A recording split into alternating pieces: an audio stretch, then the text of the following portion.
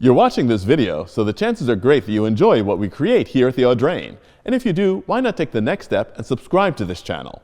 You might also consider a membership in the Audrain Automobile Museum. We mount 4 new exhibitions each year featuring cars from the Audrain collections and loans from some of the leading collectors and institutions around the world. Click here to find out more. Okay, Jay, if it were 1965, we might be on our way to winning at Sebring or Daytona or Le Mans, but it's 2023 and we're sort of going to the supermarket in a Superformance Daytona Coupe. You know, it's funny, when I was a kid, this is how you define performance. Raw, brutal, uncompromising, uncomfortable. There's a big penalty to pay for going fast. It was unreliability, it was hot, it was noisy, but you got to go faster, usually faster than anybody else. And that was kind of the fun part. Although this only has probably a little less than 600 horsepower. It's got much less. It's got 480 horsepower. Oh, it's 480, okay. Yeah. It's just so light, it feels like more. You know, compared to modern supercars with their dual clutch transmission and seamless power delivery and put down where the G-forces overwhelm you, this thing is viscerally incredibly fast. It feels fast.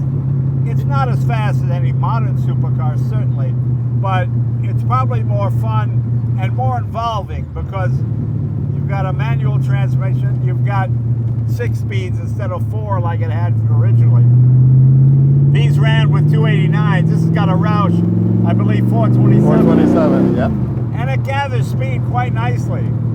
The entire intent of the makers and brilliantly executed thanks to the help of Peter Brock, who designed the originals, and of course under license from Shelby American. This car does give you the exact feel of a race car on the road. And although it is, quote, a kit car, the build quality is excellent. It's really all who builds it and the materials that they use. And this is using all the best components available.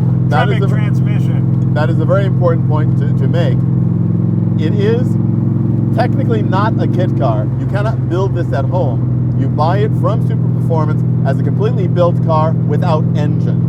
Right. Okay. So they build the chassis, they build the body, they put all the components together, and then you supply the engine. Although, with the recent change in the law, Superformance can actually now deliver complete cars. Right, right. Which they never I could didn't before. use the term kit car to be demeaning, because unfortunately, though, you know, we're all reminded of those ads that used to appear in the back of car magazines where Dad has got the car laid out on the floor, and little Timmy's handing the wrench, and Susie's doing the upholstery. Exactly. And Mom is beaming with pride, you know, the whole, the idea you build a car in a weekend, you know. But this thing, this is the classic case of lose weight, add horsepower. Yes. Although it's only 480, I just assumed when I got in and stabbed it a couple of times it was 600 horsepower because it's extremely light on its feet. And it's another thing that reminds us of what actually works on the track for a race car. We see this in the modern GT3 cars that are used in competition. The competition cars typically have less horsepower than their road-going compatriots, but it's all about power to weight ratio. Right. The race cars are so much lighter, and this car is unbelievably light, has more power than the original 1964 race cars, but delivers a level of performance which was unimaginable for a street car at that time. And I love the steering, very light. Well, of course, that was one of the things, the lightness of the steering, why this vehicle, the Daytona Coupe, came into existence in the first place. Of course, the fact that the Cobras were doing very well in FIA GT racing, but the aerodynamic drag on them was simply too high to compete with the Ferraris in the same class. And so they had to have a more aerodynamic coupe. Peter Brock drew and built this car around 10 miles and just created this absolute magic. And Shelby won the FIA Constructors GT Championship with this car. But the lightness is something that Cobra drivers all complained about. Superformance does a very nice job. This feels extremely light, but it feels very tight. I dare say almost as tight as that 918 Porsche we drove a while back. Ah. It feels so much lighter. Yeah, that's the very interesting thing, is that the overall, this is more on the Colin Chapman line, right, of power and lightness. But the whole idea that you could actually put a car together like this and drive it on the street, and obviously drive it on the track, which is what most people would do with this car, as a great track day car with a great right, vintage feel, but with modern performance. One of the funniest things I find in this car is the fact that there's a space on the dashboard for a radio. I know, yeah. Now, who would put a radio in this car? It could be playing right now, I wouldn't know. Of course, the finishing in the interior is obviously a step up over the competition cars. Right. You know, you wouldn't have had this wonderful Alcantara and this headliner and these great sun visors. These seats are extremely comfortable. Yes, they are. And I'm just in third gear. I mean, and the engine's loafing. I mean, it's turning 2,500 RPM. It's just sort of barely on the cam. The other thing which is very smart about this build is the fact that, considering the performance capability this car has, it's got the proper belts in it, because you don't want to go flying around on a racetrack wearing a little lap belt or a thin shoulder harness.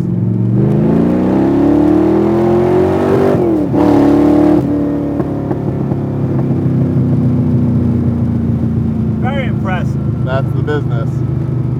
And, you know, in honor of this ride, I am wearing one of my most prized possessions. That's right. This is a Shelby American team jacket, just like the ones they used in the 64-65 season. And they made them only for the team members. They did a reissue of them by the original manufacturer in California for the original Venice crew. And this is a gift to me by Jim Murrieta, who was one of the original Venice crew. His first job at 17 was at Shelby American, building GT350Rs. Well, you know what's funny about this vehicle? 1965 to now is as far as just about 1905 was to 1965. This is the halfway point of the automobile. And it was an incredible achievement at the time. But we've come so far. I mean, if you took a young person out of this after being in modern supercars, I think they go, hey, it's kind of slow, you know. I think that my experience, which you can see here on the Audrain Museum Network, of doing the Mille Miglia with our producer, Antonio Malegri, it was quite interesting. He's a guy who rides fast motorcycles and drives very spiritedly the cars. And in a 1940 Seata, it was the most terrifying experience he'd ever had in his life. So extracting the performance from a car like this is very different than doing it in a modern supercar. And I prefer this because I'm involved. Absolutely. It takes all my attention to shift it, the heavy clutch, the whole deal. No surprises. Well, I think I need to get a minute or two behind the wheel. What do you think, Let's Jeff? try it. Let's pull over up here. Alrighty. Tell me what you think.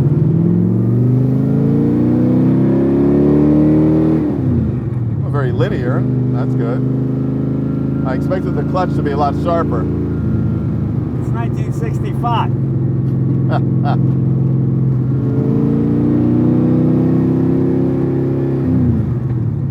This is really weird. Uh-huh. It does not drive at all like I expected it to. Really? I've driven these before, so it felt like I expected. What did you expect it to be like? I thought it was going to be somehow sort of dartier. I thought that it's much more solid feeling. Yeah, that's what I felt. Wow, this is when I said very it felt impressive. as stiff as a 918. Yeah, you weren't doesn't kidding. The steering is a little softer. Yeah. It feels like power steering, doesn't it? Yes, it does. And it's very funny too, because these are obviously very sticky tires, but they're very square shouldered, but you don't get any sense of sort of going over the tire. They feel like a 1960s round tire, you know? Yeah.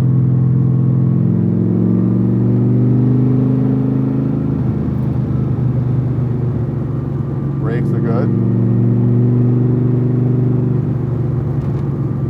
Yeah, this is really something.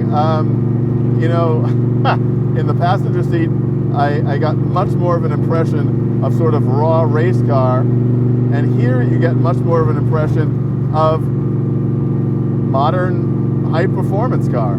Yeah. If it wasn't for the fact that no manufacturer would make a modern high-performance car that was this loud. And that's one of the things that's very funny. You know, we talk about the Demon all the time, and one of the things that I won't say is disappointing, because it's an amazing car, but sort of surprising, is the fact that the Demon is so quiet. I know.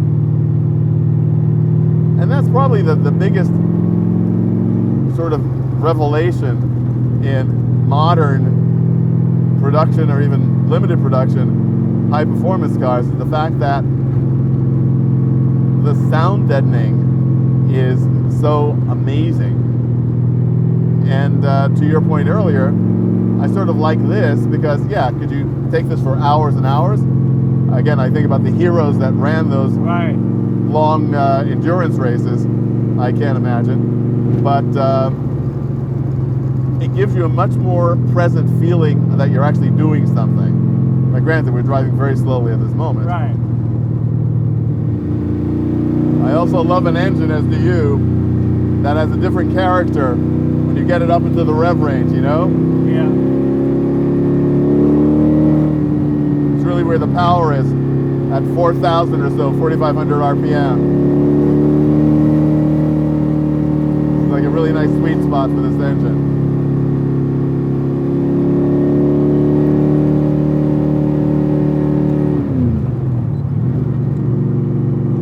I love being surprised.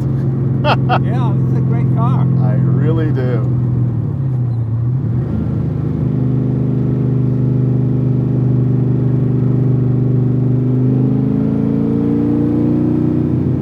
Do you think there would have been a big difference had they built these bodies out of alloy instead of fiberglass? You know, just as you said, using the term kit car as not being a pejorative, but simply a fact of a Yeah. sort of not completed by the factory car. The same applies to fiberglass bodies are perfectly wonderful, but you know, there's this artisanal aspect of an alloy car that, you know, just sort of makes a difference to a lot of people. Although today, in the age of carbon fiber, does it really make that much of a difference?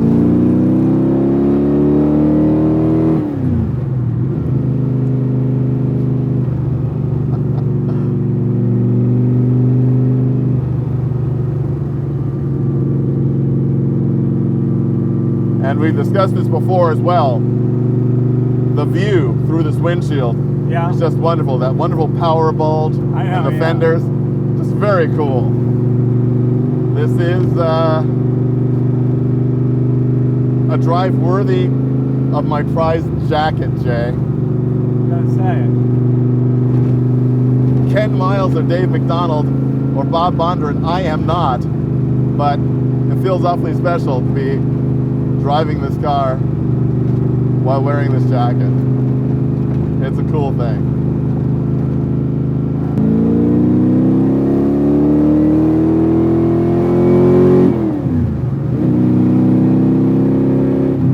Dark monster. Ah, just great.